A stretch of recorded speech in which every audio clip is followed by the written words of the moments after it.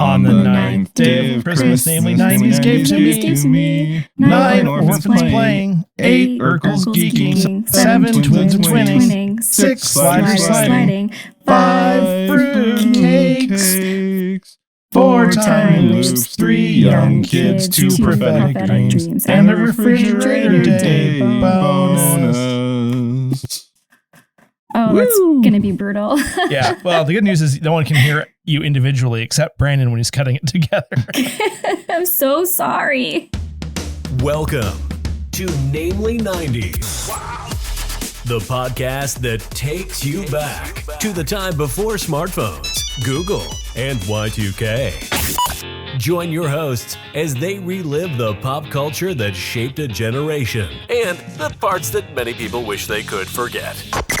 Listen in to the conversation about how the decade defined those who spent their childhood there and how it shaped them as adults.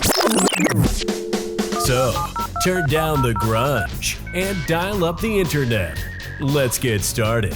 It's time for Namely 90s. That's right. You're listening to Namely 90s. My name's Andrew, and over there's Brandon. That's me. You can find us online at namely90s.com or on Twitter and Instagram at namely90s with a 90s.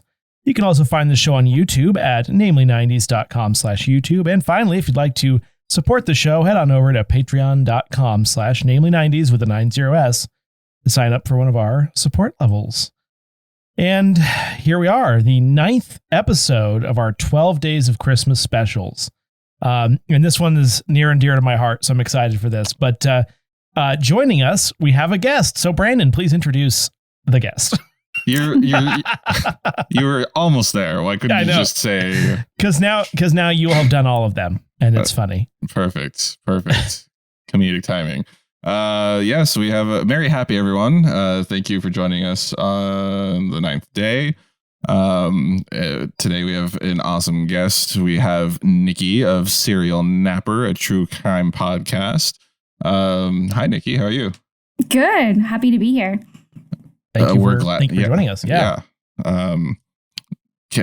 So Serial Napper is it's a great idea. It's kind of like it's your true crime podcast, but it's also nice and it's there's those people that listen to true crime that as they go to bed or like as their relaxation technique, and I'm personally not one of them, but one of the podcasters I used to listen to, Dan Harmon, and his fiance, they like he's on record as saying, yeah, we throw on whatever true crime podcast we could find, puts us right to sleep.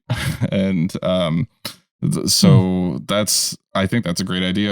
Can you tell us a little bit more about Serial Napper?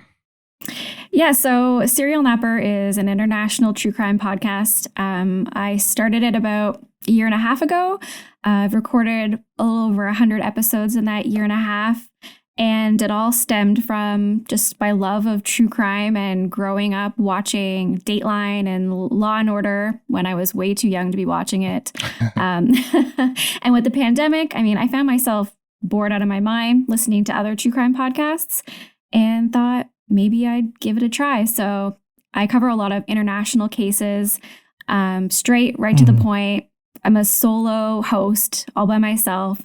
So I try to keep my episodes between 30 to 45 minutes, and it's just straight to the point, just the facts, to kind of lull you to sleep while you listen to the most horrific, brutal international murders.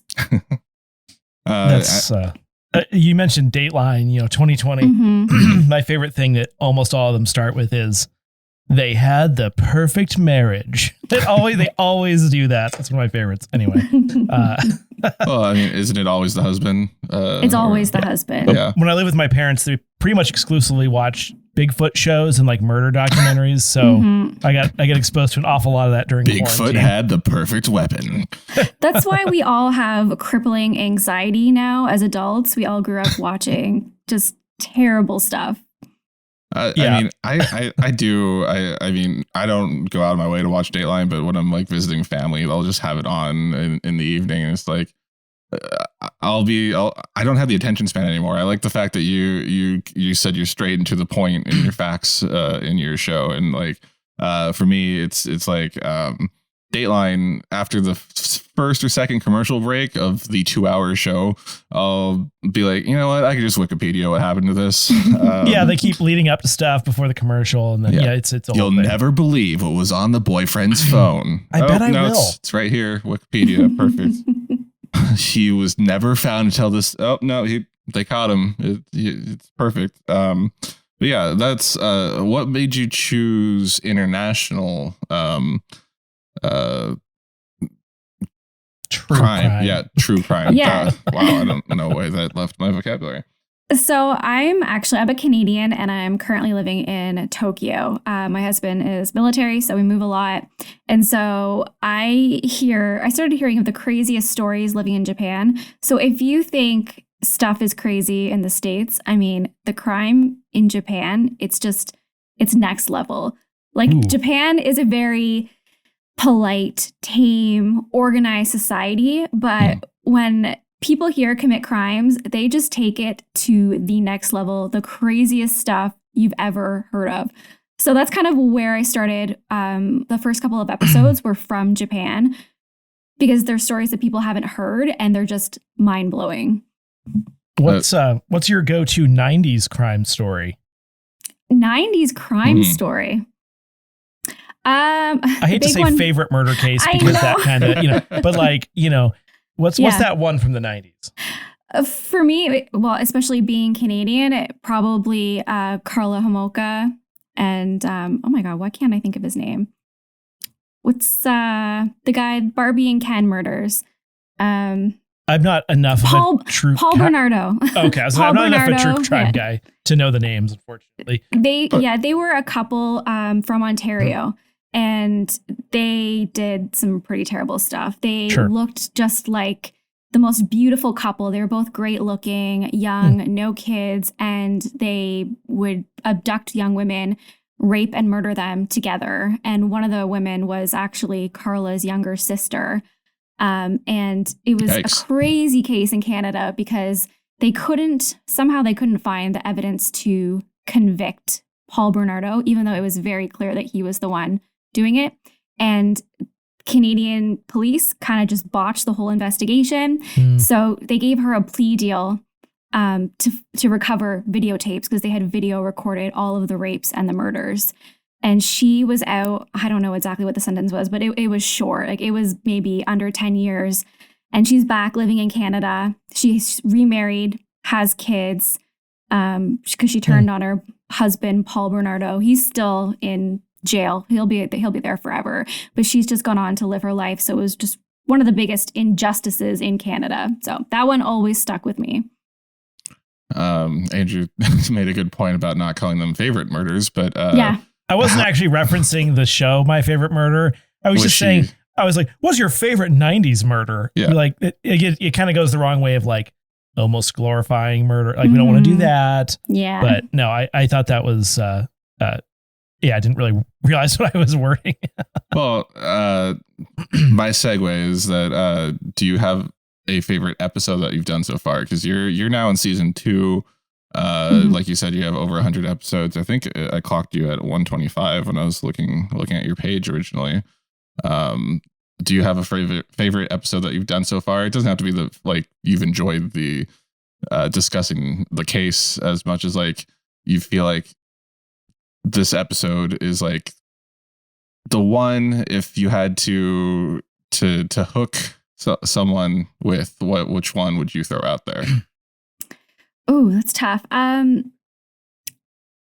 There was an opportunity where I was able to interview the former fiance of a convicted murderer, Josh Young.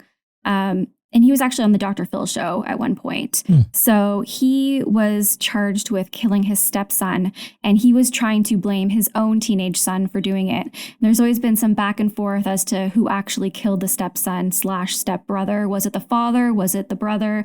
And I was able to interview his ex-fiance, and she had a lot of insight as to who these people really are, and kind of the backstory, and just the mass manipulation that they did. And so it still leaves you with the question of who really committed the murder. But I thought that was really interesting to get some actual insight for people who really knew these individuals. Josh Young. Really cool. Josh Young. Yeah. Check out that episode of Serial Napper.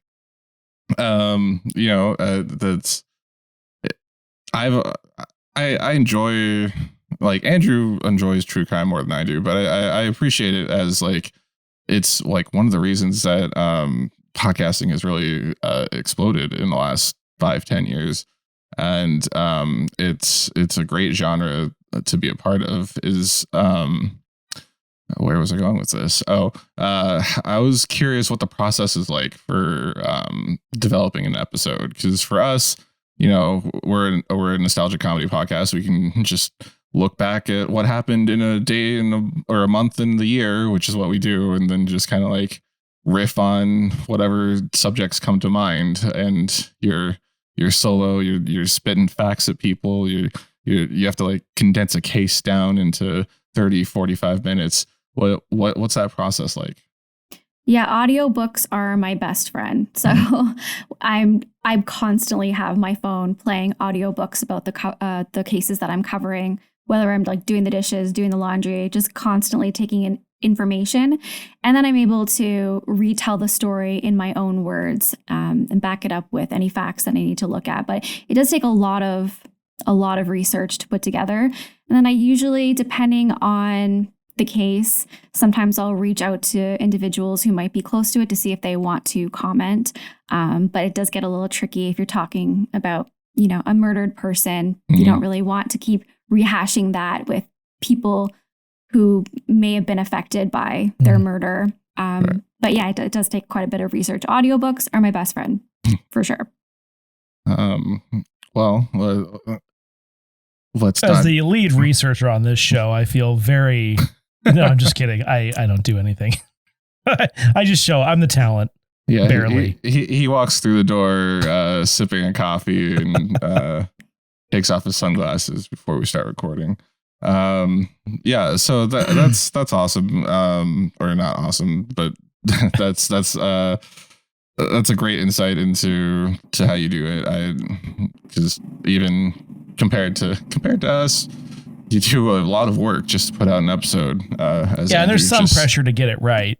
Yeah. Mm-hmm. Oh yeah, people will call you out immediately if you get the smallest insignificant fact wrong. And that's fair because we're talking about something very serious. I always appreciate when people correct me if I'm wrong. But yeah, people are quick to notice. But the benefit of taking in all of this information is if there's ever a trivia night and there's any true crime, I've got it. Well, we are going to put you on our team, Nikki. To Brandon's point about all the true crime podcasts, a lot of bad ones out there. So we appreciate having the host of a good one here. I was like, where are you going with that one? Well, I'm just saying, like, there's some that they take it seriously and like do it justice, so to speak. But everyone who's like, hey, let's just get drunk and talk about crimes. Like, no, I can't. Unless you're like a celebrity type person, that's not going to work for you. It's tough. And I mean, if you look at YouTube right now, I mean, the majority of the true crime content is, people doing their makeup and talking about these interesting, horrible murders. Honestly, you just look up any true crime YouTube channel and it feels kind of a little icky. I don't know. Yeah. When the true crime is their makeup. No, I'm just kidding. I'm sorry. That's sometimes to get the clicks. That might be going a little too far. Brandon, should we do an episode where we put on makeup the entire time? I mean, I'm not against it. I mean, I've worn it before, so I have some guy liner for my emo outfit. So it's okay. I wore blush to Christmas once, so these things happen. I'm surprised you don't just toss on a little powder. Your T-zone is a little shiny on the webcam. Anyway. But going from horrible YouTube people to a much lighter topic, the holidays, where you're on our Christmas special. We're talking about The Pretender season 1, episode 8, Not Even a Mouse. But first, we always like to ask the guests, do you have I mean, we usually say, do you have any 90s holiday memories that you feel like sharing? But it can be from any time or relate to literally anything at all. Content is content, right? Yeah, I mean, there's no real 90s story that comes to mind, but I was just thinking about how we, as part of our family tradition, we always like to watch the old 90s movies. And of course, every year it has to be Home Alone. Nice. But watching that with my kids now, I'm always surprised at how inappropriate and violent it is for my children. And I remember watching it and just laughing, you know, when they get like hit in the face with the board and the nails and the paint. Yeah. And my kids are sitting there, and I don't know what this says about my parenting, but maybe they're a little too sheltered because they're just horrified. Yeah. Whereas we were just laughing as children. As I'm watching, I'm like, oh my God, he's going to need occupational therapy. It's going to be a nightmare. Like when they fall on their back, you know. There goes the sciatica. Like, oh, geez. They got to see a chiropractor forever.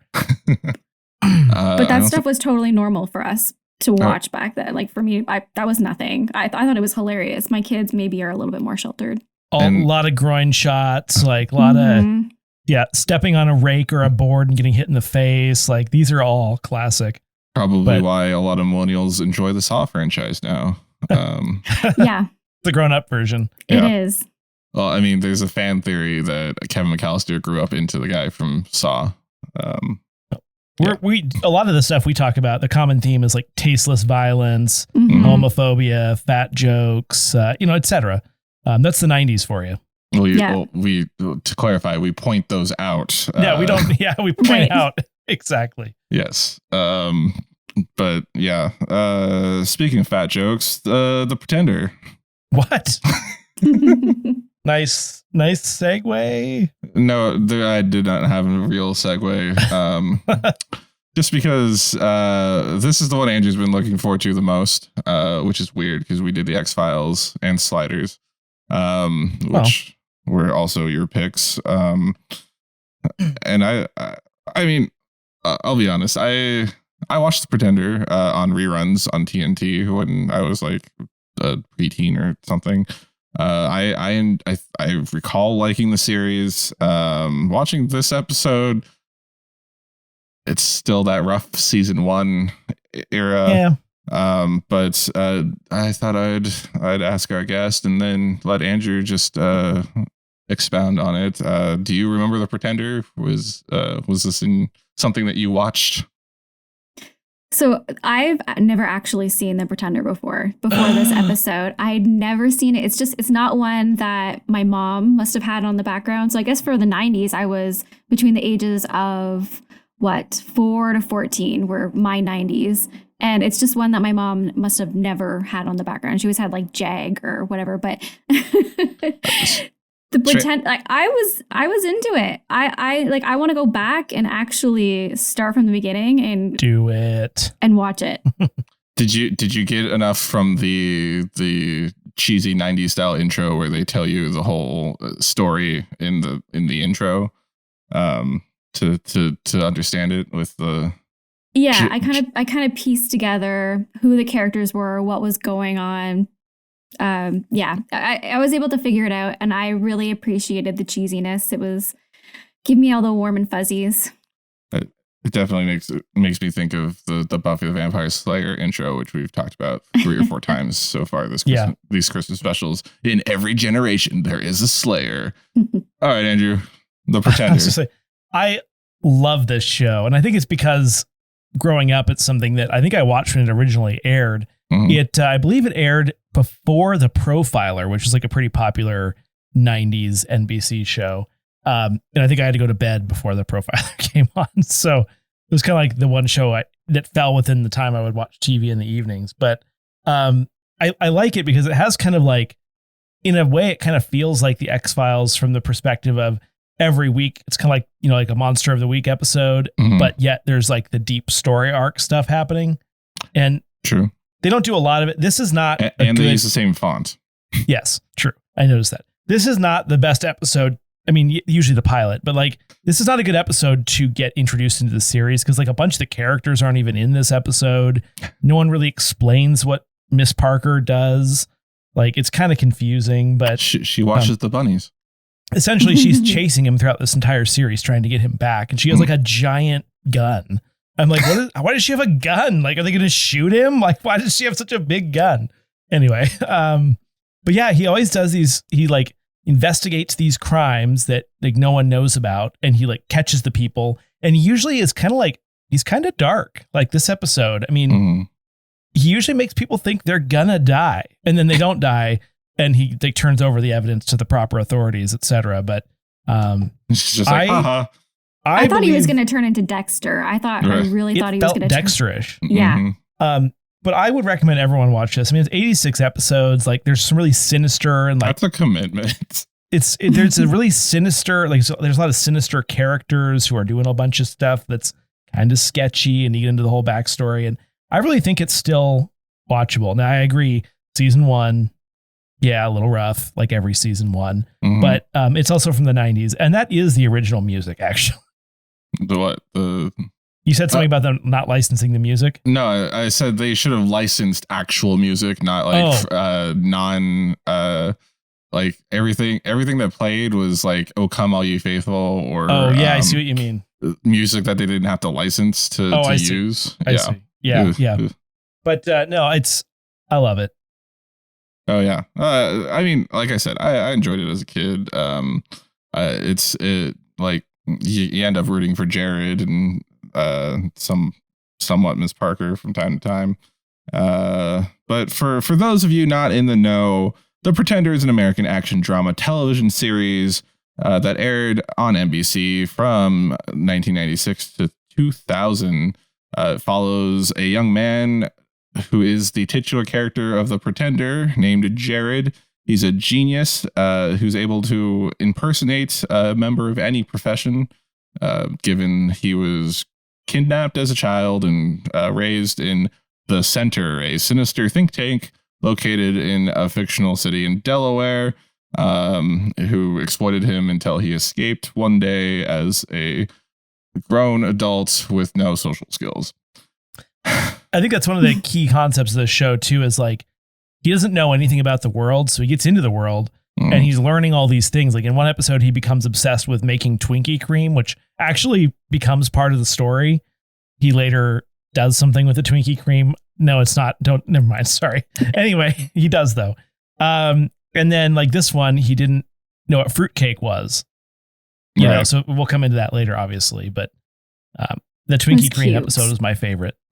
I think the thing I always remember the most about the show is that the kid that plays young Jared and all the flashbacks / videotapes of himself that he's stolen from the Center is the kid who was in the boy that was in Smart House, the Disney Channel original movie Smart House, as well as Luck of the Irish.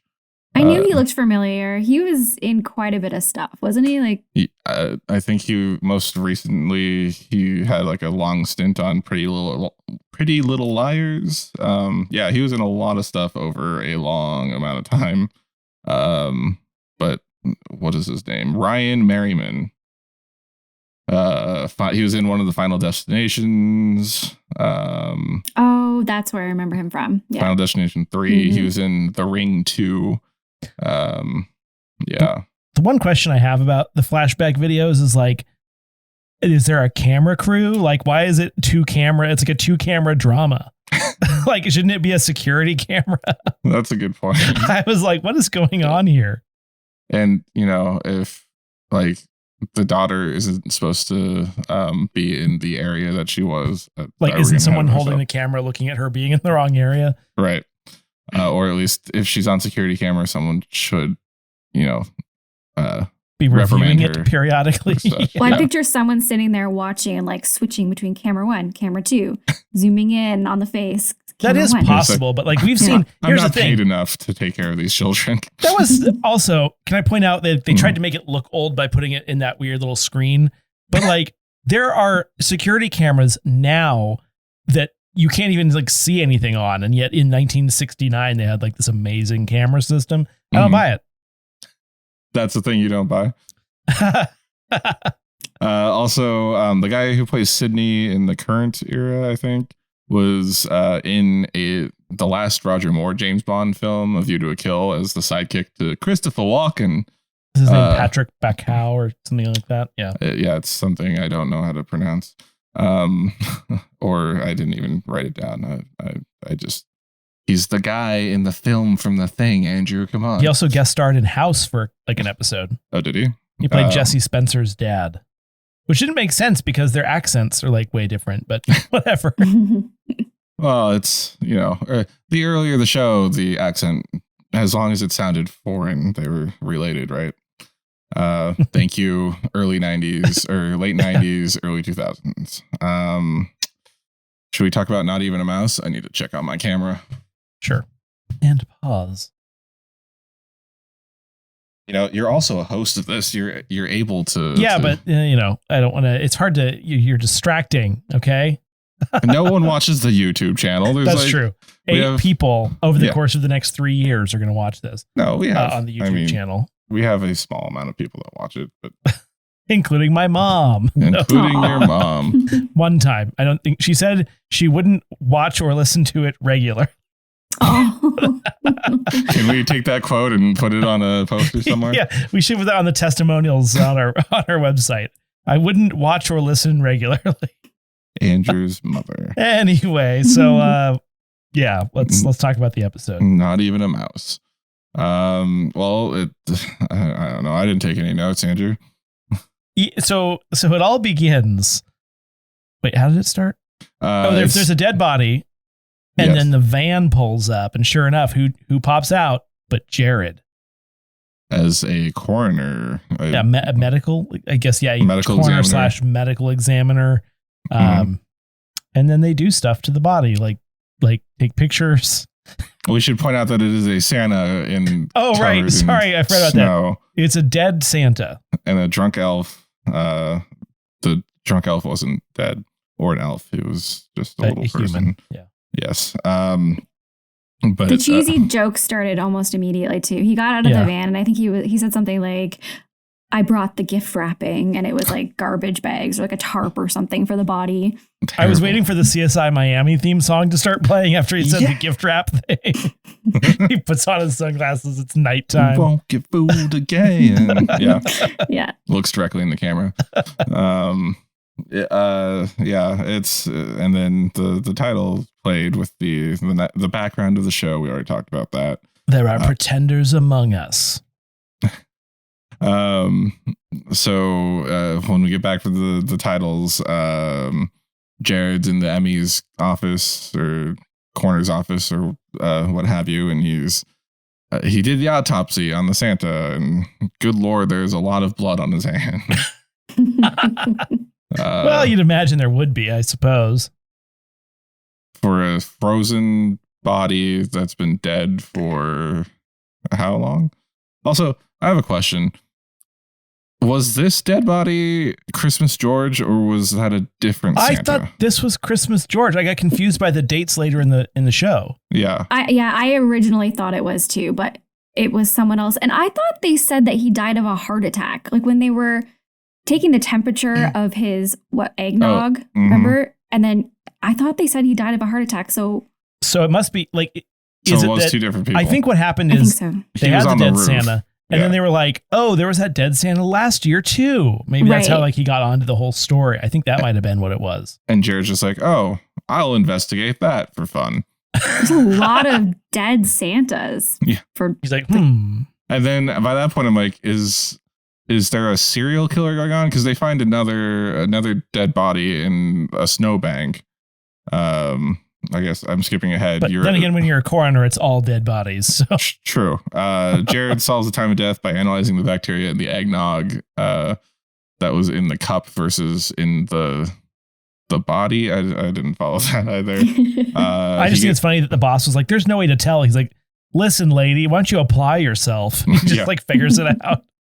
Meanwhile, she's passing out fruitcakes from the mayor, I want to say. I didn't really. Yeah, someone sends fruitcakes to the morgue as a Christmas gift. we did an episode on Christmas Day for the Good Eats episode. It's a Wonderful Cake, where Alton Brown taught us how to make fruitcakes. So seeing it pop up again so soon, it's interesting that fruitcake. I get it, it's a Christmas thing, but also. But my favorite thing is he doesn't know what fruitcake is, so conceptually it sounds good. Yes, which you would know. You would think if you weren't, he ate at least a third of that fruitcake. Yeah, he did. Like on camera, the actor had to eat fruitcake. That's a good point. And yeah, it's man. So there's a second body found. Prior to that, there was a flashback about the snow globe that he got as a kid as a present. Am I on the right track here? Yeah, you got it. You got it. Okay. But yes, they call this girl the new body they find an LGL because that boss lady is cold AF. Yeah, she is. And apparently, yeah. LGL stands for Little Girl Lost. I believe that's a reference to something. Is that a Lost Boys Lost Boys reference? Peter Pan reference? I have no idea. All right. Yeah. So Jared then starts investigating that one when everyone else is just like, bag it and tag it, Jay. Yeah. We got quotas to meet here. It's the holidays. Yeah. Get him out of here. Get her out of here. She didn't even look like homeless or tattered and she didn't have any ID on her or something. So they're just like, nah. Yeah. No way we could solve this with, her clearly she's homeless with the expensive jacket and shoes. Her hair was all done. Like, what? I didn't get it. All it did was prove that all of the other medical examiners who are experienced medical examiners are awful at their job. Like, this guy comes in, he starts figuring stuff out right away. And terrible people. Yeah, it's funny how in the 90s people on this show just didn't care about their jobs. Or Jared would show them up. Let's see. Christmas. They start talking about Christmas George. He used to bring all the orphans gifts at Christmas, and Jared goes to the orphanage that's run by what appears to be a Catholic nun. And he's for some reason talking to her about how implausible the existence of Santa Claus is in front of orphan children. Which I feel like in that scene, I feel like they were trying to imply the nun was like into him because of the way that she was kind of acting was a little, it was like, interesting. Like she was hitting on it. It kind of seemed like she was hitting on him. I don't know. I didn't get that. No? I didn't get that. No. Okay. There's a look she gives at the end where I was like, okay. I thought that was a stink eye. Was it? Okay. Well, apparently I'm out of touch. To me, that was like what is wrong with you? Yeah. Okay, I didn't get that. Yeah. That's funny. Well, again, maybe those things, I interpret those things as one and the same. I shouldn't. But here we are. Well, having met your wife, hi Kayla. I have no response to that. Let's see. Jared. You're gonna have to edit that one out. Yeah.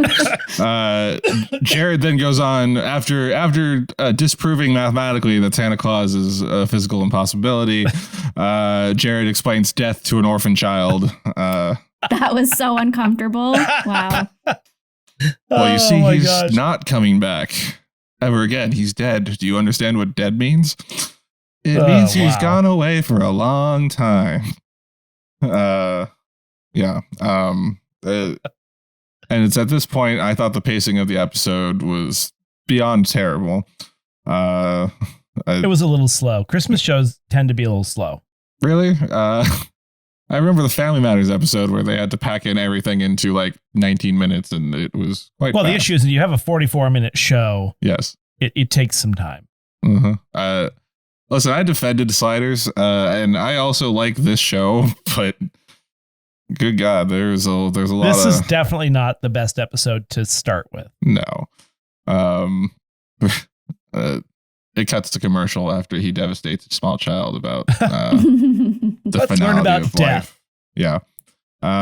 We come back and he's now run 137 tests on the dead girl. And he finds out that she has compression fractures in her ankles. And then he notices some calluses on her hand. And then we get another random B story with Miss Parker. And what it is, I don't even know if you could call it a B story. Her dad calls her and says, "Come to the Christmas party and meet my business associates." And then much later in the episode, he calls and says, "I'm sorry, honey, I don't want you here." And then that's the B story. Well, it's because of the fact that she's estranged from him, but he's not physically distant. She works for him, yeah. But he's like high up in the center's leadership structure, and I feel like she's kind of like following in his footsteps. So maybe meeting the associates like makes her career go. I don't know. There's like a lot to that, and then her mom's dead, and we come to find out later that the center may or may not have been involved in that. Mm-hmm. So her father, do you see him in other episodes? Yes. It's the guy from, I'm going to find out. Sorry. Because I just pictured him being this voice, just Over the he's phone. only a voice. Yeah. Just from this episode. Or at other times I thought Sydney was her father. Yeah, so did I. I got that one mixed up. The poster is great. I just to say, they're wearing so much leather in the promotional poster. Oh yeah. This is one of those 90s shows where everyone wears leather. This was pre-Matrix leather, by the way. So everything looks like they got it at a big and tall store. Harv Presnell plays the father of Miss Parker, and I don't know. He was in Saving Private Ryan, Patch Adams, Face Off. The dad is someone Fargo, named Harvey Presnell, and he's been in a lot. Is this thing on? What? Did you not hear me just say that? Oh, how did you figure that out so fast? I was looking at I was looking it up, so I was listening to you. That's why I wasn't listening to you. What do I know him from? This is driving me nuts. Old school, Saving Private Ryan, Face Off, Mr. Deeds, Evan Almighty. Okay, yeah, I have no idea. Fargo. He's that guy though. Patch Adams, Nash Bridges. Oh, well. Wow. He's the guy with the stash in most of his movies. Yeah. It was always a stash. The old soup strainer, the old push broom. It was Lois's dad from the New Adventures of Superman. That's what it was. Huh. That's where I knew. Yeah. Yeah. That's where I knew. That's it. Yep. Wow. That's a stretch. He was also in Two Guys, a Girl, and a Pizza Place, strangely enough. We watched both of those shows earlier in our 12 Days of Christmas specials. But yes, a lot of leather in this show. I like it. I mean, I'm not a big fan of leather. But like it looks good in the 90s. Like Jared in his dark outfit. His like stalkerish outfit. All the vampires on Buffy. Here's the thing that I do want to ask. And I'm not sure if we're there yet. Oh, no, we're not quite there yet. I'll wait. Okay. We come back from another random break, and of course, the Asian Emmy is preparing fugu in the morgue. That was something else. Wow. Yeah, it's like if you ever have needed an obvious sign of what a Chekhov's gun is, it's that. Fugu is illegal in the United States. If you're unfamiliar, it's a Japanese pufferfish with a toxin that Isn't it tetrodotoxin usually? Yes, and it's 500 times more potent than cyanide. And you are unable to obtain fugu in the United States unless you are a trained fugu sushi chef with a restaurant. I like how it's so dangerous. You can only buy it if you're using it to eat it. That doesn't make sense. That's what they do. I mean, they eat it in Japan. I know. I've had it. I've had it. Oh, here. that's right. You are in Japan. I've had it. Yeah, it's all right. I mean, it's a little nerve wracking just eating it. Like exactly. Like the only way you can get it is if you're preparing it to eat. Doesn't make.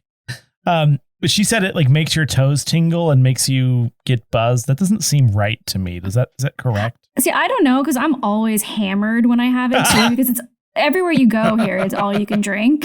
So you're drinking while you're eating the fugu. So yeah, maybe could be right. Yeah, that's interesting. There's I am quite jealous. I've wanted to try fugu for some time. There's some chips that were released recently that mimic the taste and tingle of fugu that I bought. I know, right?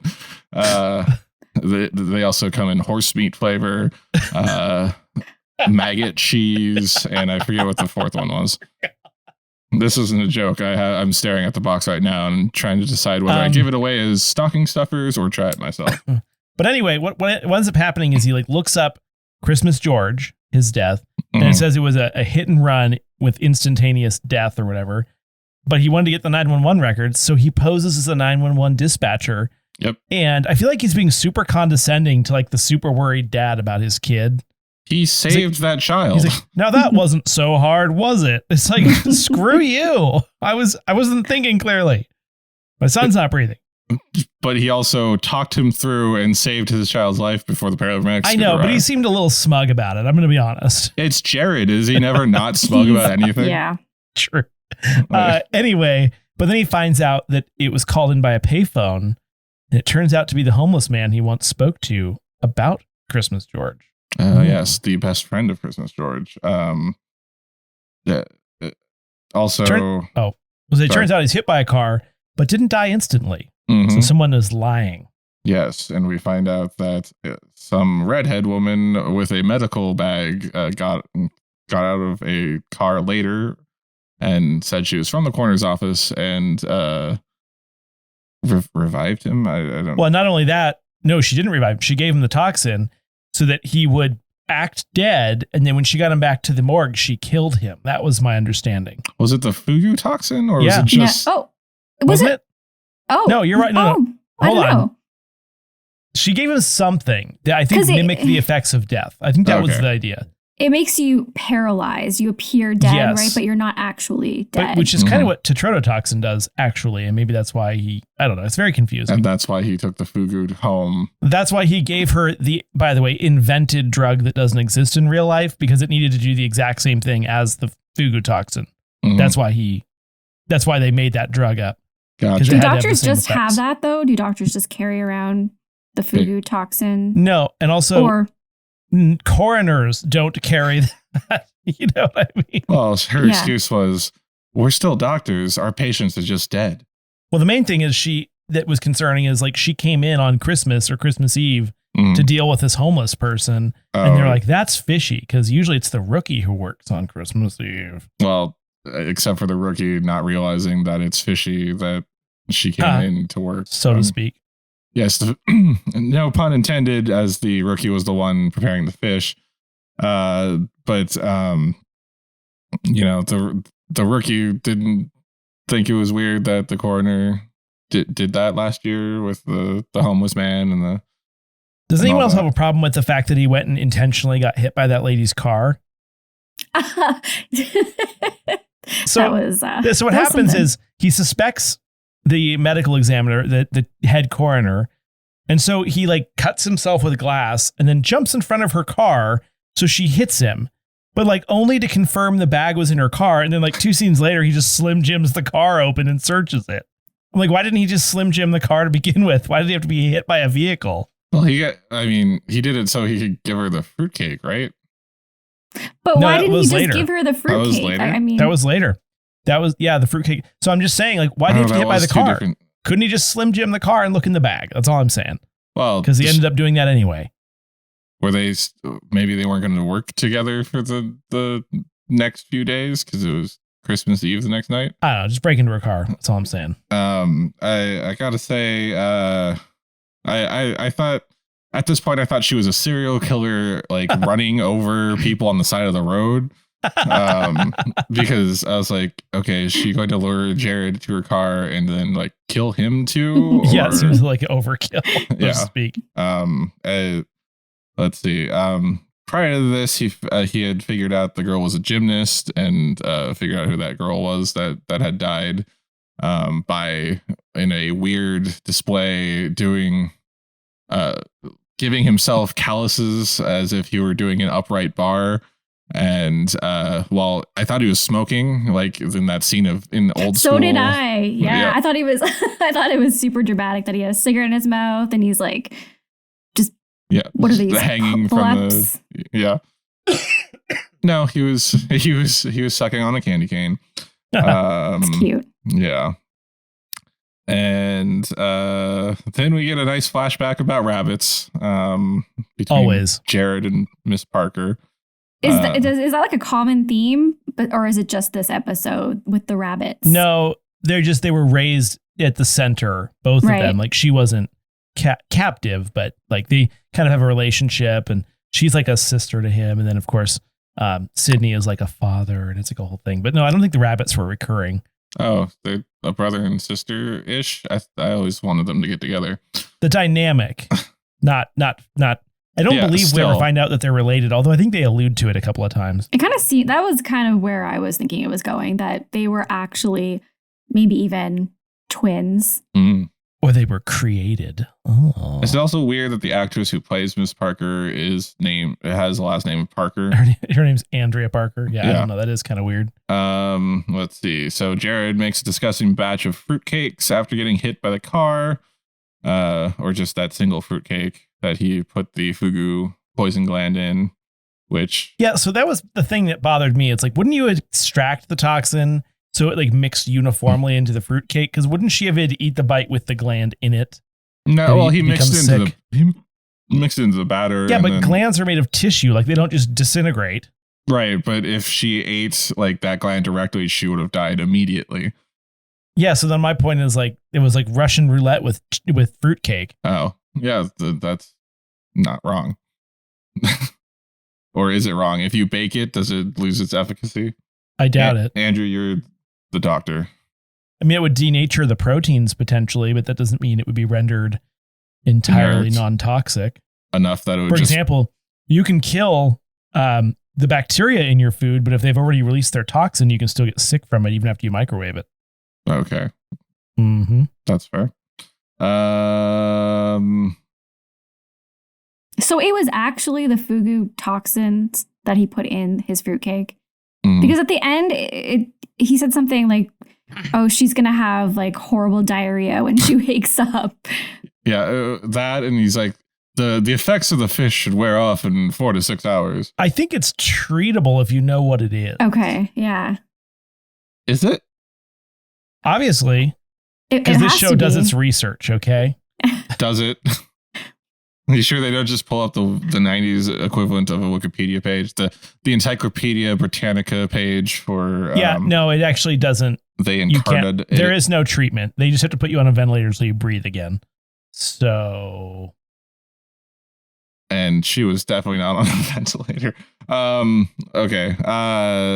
So, yeah, he gives her the fruitcake. He shoves her in her own car. He threatens to have her get sliced open while she's still alive. This is where we were talking about it got really dark.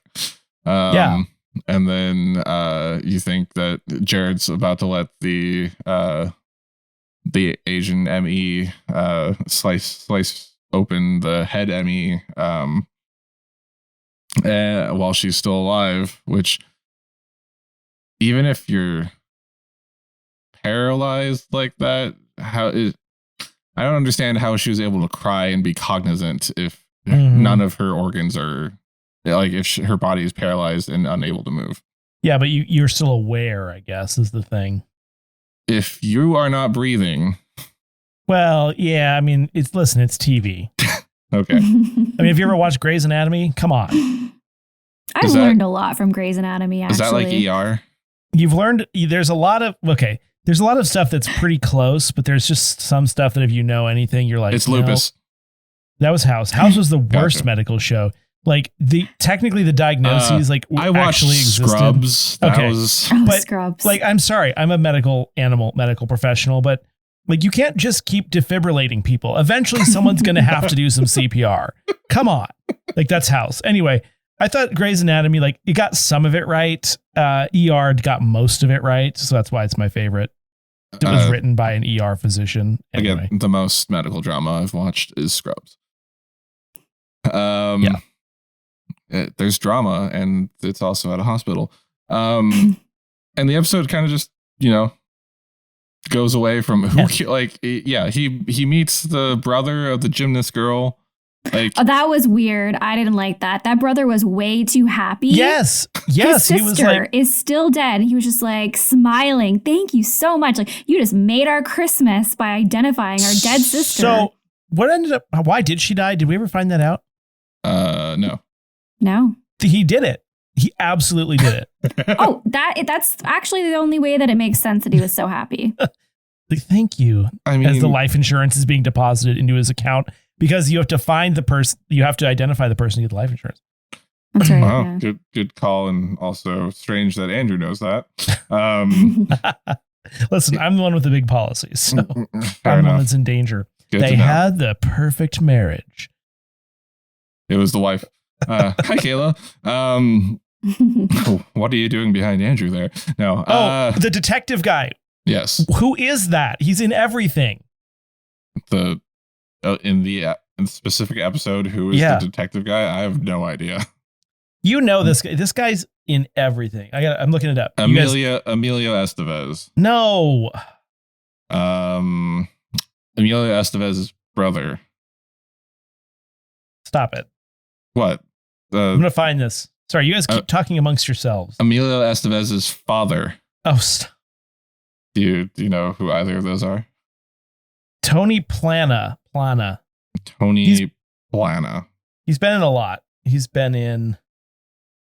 Okay, I gotta go back a little bit to TV I recognize. So, Madam Secretary, Elementary, Lethal Weapon TV series. He was the dad in Ugly Betty. The Blacklist, the dad in Ugly Betty. Mm-hmm.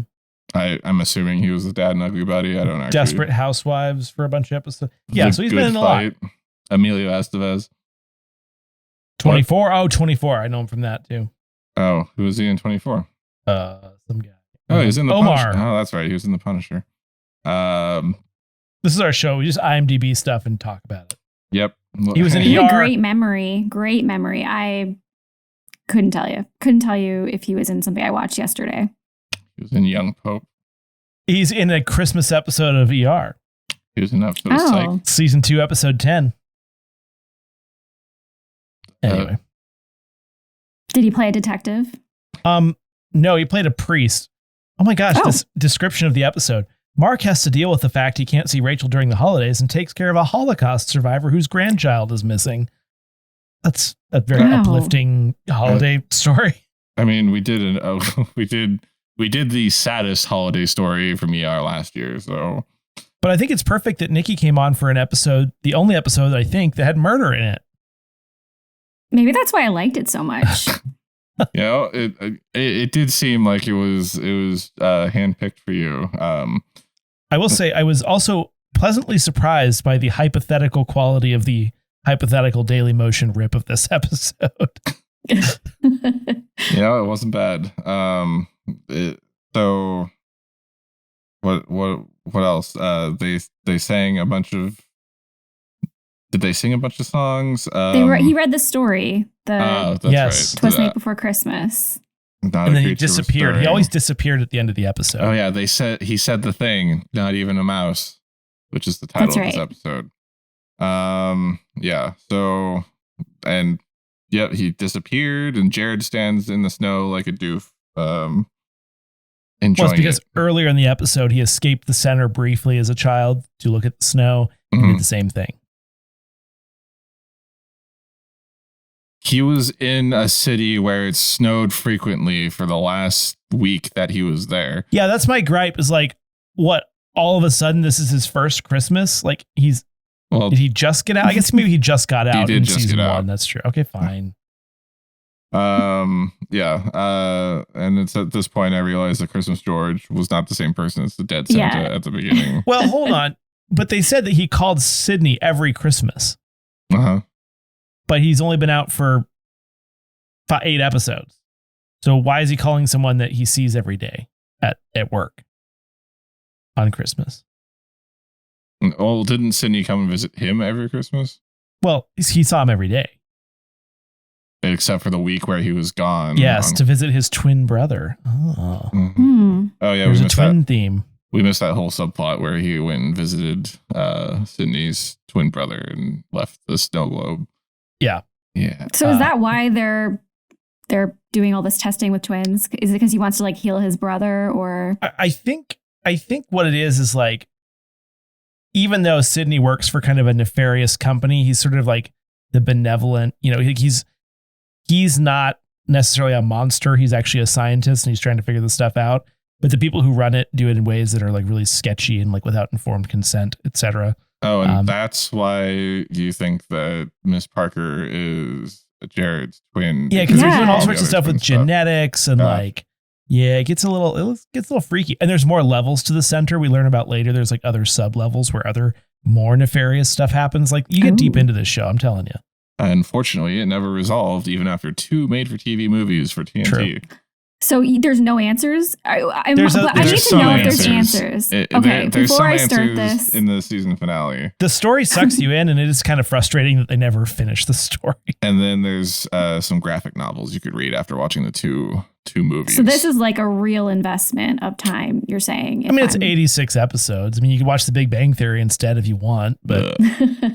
Bleh. Bleh. Final thoughts for The Pretender. Let's start with Nikki. I thought it was a great feel-good murderous holiday. It gave me all the feel-goods though, because it was super cheesy and I really appreciated that. I knew it was going to be good as soon as he got out of the van with the trash bags or the tarp to put on the body. Instead, he brought the gift wrapping. True. I don't know. I'm going to get into it, I think, as long as there's answers, because now I have a lot of questions with the twins and the rabbits and the fruitcake. Just so many questions.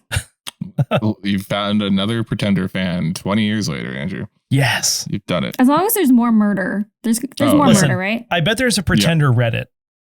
I should get on there. I mean, there's definitely more murders. Yeah. And he doesn't really go Dexter, right? Like he never does that. No, he never kills anyone. He's like very good to people. He just scares the crap out of them. Andrew, refer to the Twinkie Cream episode. I am going to give my final thoughts so that you can close out on a high note. This was a terrible episode of The Pretender to watch. I've been complaining about having to watch The Pretender the entire 12 Days of Christmas specials episode or specials this year, just because it's fun to give Andrew grief. I like The Pretender. I like Jared. This was, as we said, not the best episode to just jump in on, and yet still Nikki still seems to be hooked. Which says something about the show. I was going to say quality. Or it says something about me. I'm not sure. That's fair. But it's interesting. It's a mystery. If there was an easy way for me to stream it, I would probably start watching this instead of I'm currently stuck trying to watch Smallville because I need a palate cleanser after Lois and Clark. And that's still going on. I am in season 4 or 5, almost 6 at this point. Please help me. But yes, more clear stories, Pretender. Come on. I thought there's a serial killer just running over homeless people and burying them in snowbanks. He's actually the coroner. Not good writing. And the stop it with the Chekhov's guns. But Pretender, fun. I'm glad we watched it. I love it. It makes me want to rewatch it. which I probably will sometime soon. And I have to say, even though like she's kind of the antagonist in a way. I have to say this, and I mean this in the most positive way possible, not in a degrading way, but Miss Parker is a badass bitch. Like she's running around with that gun. She doesn't take nobody's nonsense. And who in this episode received a phone call and then received another phone call. Yeah, so like you didn't get any Miss Parker, and she's one of the best parts of the episode, or best parts of the show. But I do like right before she was about to head out to that thing with her dad, she appeared to be wearing like a low-cut nightgown and was just drinking a martini by herself on the couch. I swear to God, I thought she had a cigarette in her hand. That was her dress for the party. I know, but like the way it was lit, it just kind of looked like that. And I was like, this lady knows, like she knows how to hang out. Like she's by herself and she's just drinking a martini. Like, oh no, that's a lit candy cane. Yeah. Anyway, so yes, I love the show. All right. That's it for this holiday edition of Namely 90s. Thank you so much to Nikki Young of Serial Napper for coming on. Can you let our listeners know where to find you, Nikki? Yeah, I'm on Apple, Spotify, wherever you listen to your podcasts. And we should clarify that serial as in serial killer, not as in what I put in my Chex Mix. Find us on Twitter and Instagram at NamelyNinjas90s, or find our personal accounts at bschwitty and at NamelyAndrew, and tell us what you want us to talk about on future episodes. If you'd like to support the show, please check out our Patreon at patreon.com/Namely90s, also with 90s. Finally, you can also contact us through our website, Namely90s.com. Please subscribe to us on Apple Podcasts, Stitcher, Google Podcasts, Spotify, YouTube, Center, Deezer, TuneIn, iHeart, and wherever you get your podcasts from. I'm Brandon. That's Andrew. Thank you so much one final time to Nikki Young of Serial Napper. And tune in tomorrow for day 10 of our 2021 12 Days of Christmas specials. We'll catch you next time.